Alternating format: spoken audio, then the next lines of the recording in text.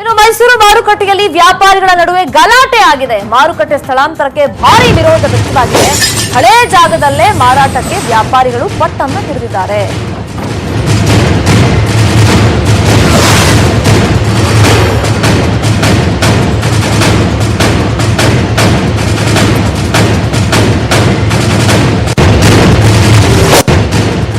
Market ಅಲ್ಲಿ ಜನಜಂಗುಳಿ ಆಗುತ್ತೆ, ಅದಕ್ಕೆ ಮೈದಾನ ಆದ್ರೆ ಬೆಟರ್ ಅಂತ ಆಯಾ ಜಿಲ್ಲಾಡಳಿತ ನಿರ್ಧಾರವನ್ನ ಕೈಗೊಂಡು ಮತ್ತೆ ಶಿಫ್ಟ್ ಮಾಡಿಸ್ತಾ ಇದ್ದಾರೆ.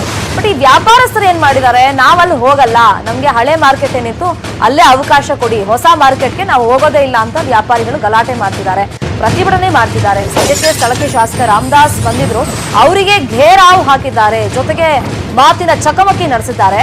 ಇದೆಲ್ಲ ಗಲಾಟೆ ಆಗ್ತಿತ್ತಂತೆ, ಪ್ರತಿರೋಧ ಆಗ್ತಿತ್ತಂತೆ. ಸ್ಥಳದಿಂದ ಕಾಲ್ಕಿತ್ತಿದ್ದಾರೆ ಶಾಸಕ ರಾಮದಾಸ್. ವಸ್ತು ಪ್ರದರ್ಶನದ ಆವರಣದಲ್ಲಿ ಸದ್ಯಕ್ಕೆ ಬಿಗುವಿನ ವಾತಾವರಣ ನಿರ್ಮಾಣ ಆಗಿದೆ.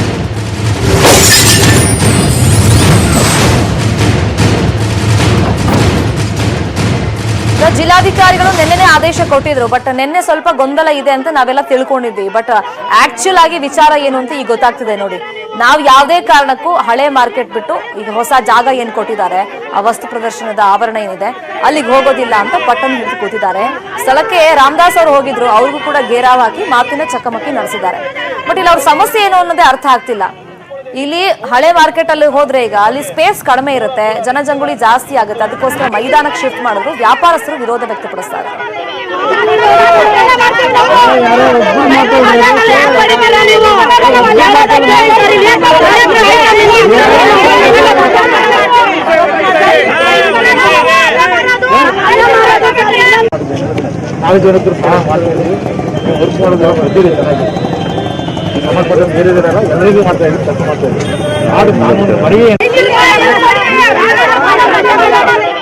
ದಯಮಾಡಿ ವ್ಯಾಪಾರ ಮಾಡೋರಿಗೋಸ್ಕರವಾಗಿ ಒಂದು ಟಾಯ್ಲೆಟ್ ವ್ಯವಸ್ಥೆಗಳನ್ನ ಹೆಚ್ಚು ಇವತ್ತು ಮಾಡಿಸ್ತೀವಿ.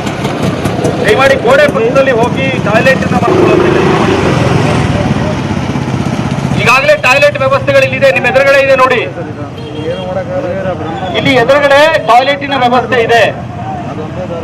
ಎರಡು ಎದೆಚ್ಚೆ ಹೋಗಿ ಇಲ್ಲೇ ಆದ್ರೆ ವಾಸನೆ ಬರಬಾರ್ದು ಅಂತ ಹೇಳಿ ದೂರದಲ್ಲಿ ದಯವಿಟ್ಟು ಅದನ್ನು ಉಪಯೋಗಿಸಬೇಕಾಗ್ತದೆ. ಯಾರು ದಯವಿಟ್ಟು ನಾಳೆಯಿಂದ ಟಾಯ್ಲೆಟ್ ಗೋಡೆ ಪಕ್ಕದಲ್ಲಿ ಹೋಗಿ ಬೇರೆಯವರು ತೊಂದರೆ ಕೊಡುವಂತ ಕೆಲಸವನ್ನು ಮಾಡಬೇಕು.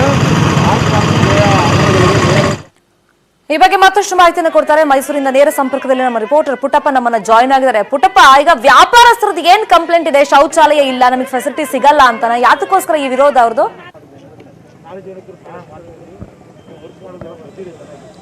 ಶರ್ಮಿತಾ, ಮೈಸೂರಿನ ಎಂಜಿ ರಸ್ತೆಯಲ್ಲಿರುವ ಚಿಕ್ಕ ಮಾರುಕಟ್ಟೆ ಸಾಕಷ್ಟು ದಿನಗಳಿಂದ ಕಾನೂನಾತ್ಮಕ ಹೋರಾಟದಲ್ಲಿ ಇದೆ. ಆ ಜಾಗದಲ್ಲಿ ಜಿಲ್ಲಾಡಳಿತದ ಜಾಗ ಮತ್ತು ಖಾಸಗಿಯವರ ಜಾಗದಲ್ಲಿ ವಿಚಾರವಾಗಿ ಸಾಕಷ್ಟು ಗಲಾಟೆ ನಡೀತಾ ಇದೆ. ಆದ್ರೆ ಆ ಜಾಗದಲ್ಲಿ ತರಕಾರಿ ಮಾರುಕಟ್ಟೆ ಮಾಡ್ತಾ ಇದ್ರಿಂದ ಈವರೆಗೂ ಸಹ ಯಾವುದೇ ರೀತಿಯಾದಂತಹ ಒಂದು ಡಿಸ್ಟರ್ಬೆನ್ಸ್ ಆಗಿರ್ಲಿಲ್ಲ. ಈಗ ಇಡೀ ಮಾರುಕಟ್ಟೆಯನ್ನ ಸ್ಥಳಾಂತರ ಮಾಡಿರೋದ್ರಿಂದ ಆ ಜಾಗವನ್ನ ಬಿಟ್ಟು ಕೊಟ್ರೆ ಆ ಜಾಗವನ್ನ ಸಂಪೂರ್ಣವಾಗಿ ಅಕ್ವೈರ್ ಮಾಡ್ಕೊಂಡ್ಬಿಡ್ತಾರೆ.